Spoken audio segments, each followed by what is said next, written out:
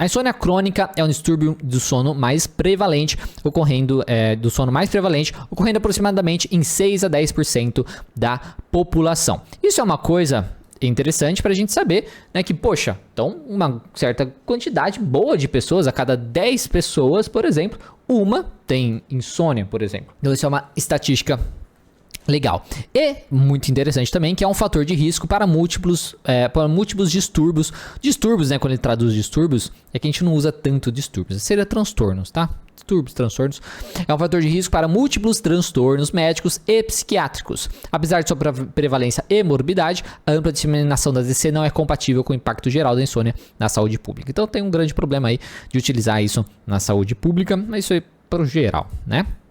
Vamos lá, vamos continuar, pegar os dados, as coisas principais aqui.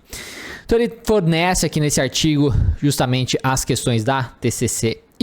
Então, de acordo com o modelo da insônia de 3 fatores, certo? Então ele traz essa ideia.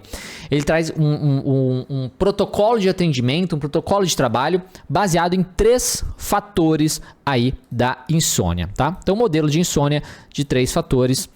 Eu tinha feito isso antes, né, pra gente já ter tudo marcado, mas como ele é num site, ele desmarca. E aí, a gente tá perdendo tempo fazendo isso, mas enfim. Então, o modelo da insônia é de 3 fatores. Existem 3 fatores primários que contribuem para o desenvolvimento da insônia crônica. Fatores predisponentes, que são características ou condições, por exemplo, alta reatividade emocional, então aquela pessoa que tem uma dificuldade de ter uma regulação emocional na sua vida, que aumentam a vulnerabilidade de alguém ao desenvolvimento de insônia. Pensa alguém que tem um alto neuroticismo, para quem gosta aí dos 5 grandes fatores da personalidade, alguém com alto neuroticismo pode ser um fator aí na questão da insônia. Pensa alguém também que tem uma dificuldade, por exemplo, de lidar com a sua ansiedade, né? Essa pessoa, querendo ou não, vai ter sintomas ansiosos durante a noite, durante sua vida, e essa ansiedade vai dificultar ela dormir, por exemplo. Então, existem fatores predisponentes, que são questões da pessoa ter essa dificuldade de lidar com as coisas da vida, questões genéticas, coisas assim. Nós temos os fatores precipitantes, que são condições situacionais, por exemplo, eventos estressantes da vida que desencadeiam o início da insônia. Então a pessoa acabou de ser mandada embora, ela perdeu alguém na vida dela. Então coisas situacionais, coisas que acontecem na vida dela, e os fatores perpetuadores, comportamentos e cognições que contribuem para a transição da insônia aguda para a crônica e mantêm o distúrbio de longo prazo. Quando a gente pensa no tratamento, principalmente psicológico, né, para ajudar o paciente, o mais importante é justamente isso daqui, tá?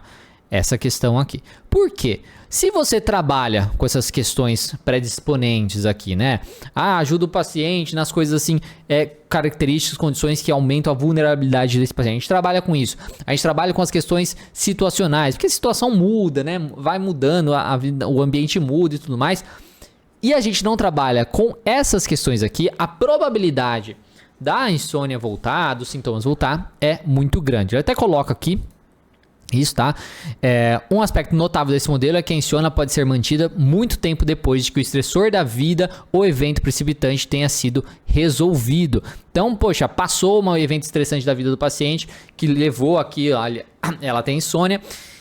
A insônia pode continuar, mesmo assim. Por quê? Porque a gente precisa, é provável que ele tenha realizado mudanças de hábitos comportamentais, mudanças aí na maneira de enxergar as situações, enxergar ele mesmo, que vai manter todo o processo aí da insônia. Então acredita-se que esse seja o caso, porque outros fatores servem para perpetuar a insônia ao longo do tempo. Então, por exemplo, ir para a cama mais cedo para compensar a perda de sono, preocupar-se com o funcionamento diurno também. No contexto da terapia cognitivo-comportamental para a insônia, são esses fatores perpetuadores que são o foco principal do tratamento. Então, é a principal coisa que a gente vai tentar trabalhar com os nossos pacientes, principalmente porque as outras coisas a gente não necessariamente controla, tá? Que é a TCI. Normalmente aí são sessões realizadas, aí o tratamento padrão é realizado ao longo de 6 a 8 sessões. Então você vê, né, é o que eu falei lá dos protocolos, que eles já vêm às vezes certinho com a quantidade de sessões, o que você vai fazer em cada sessão, Tá? Então, o tratamento padrão é realizado ao longo de 6 a 8 sessões. A duração da sessão pode variar entre 30 a 90 minutos. Tá? Vou colocar aqui também. Tem 30. Por cada sessão, normalmente tem uma agenda específica, por exemplo, avaliação, justificativa, realização de intervenções individuais, gerenciamento de adesão, prevenção de recaídas, etc. As sessões ocorrem com mais frequência pessoalmente ou via telemedicina em uma programação semanal ou quinzenal e podem ser realizadas em formato individual ou em grupo. Tá? E a intervenção é tipicamente composta por 2 componentes principais.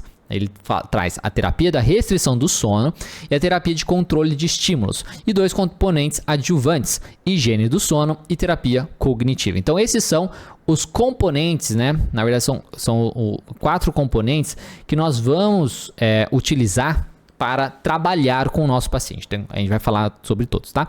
Então, a terapia de restrição do sono, a terapia de controle de estímulos. Essa terapia de controle de estímulos, normalmente hoje, quando a gente fala da higiene do sono, tá?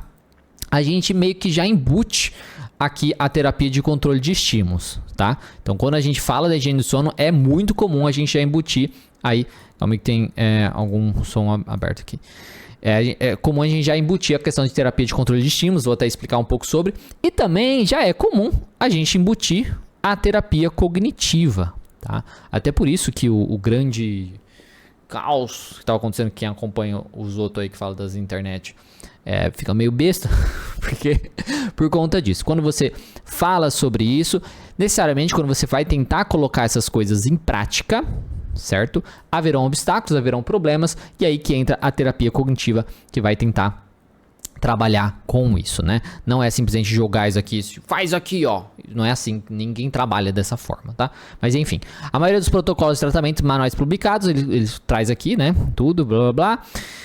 Vamos direto ao ponto. Então, esses daqui são os pontos principais, componentes principais do trabalho. Eu vou explicar cada um deles, como que ele trabalha nesse protocolo da higiene do sono. O que é mais, assim, diferente, certo? É esse daqui, tá? Que é a terapia da restrição do sono, que é uma coisa que faz todo sentido, mas é o que é mais diferente, assim, que talvez as pessoas não conheçam e não vão entender como faz, ou porque funciona.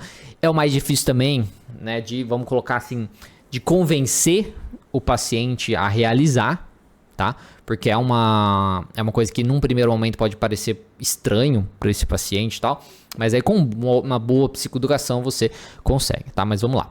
Esse é o corte de uma aula completa que eu fiz sobre o protocolo TCC para insônia.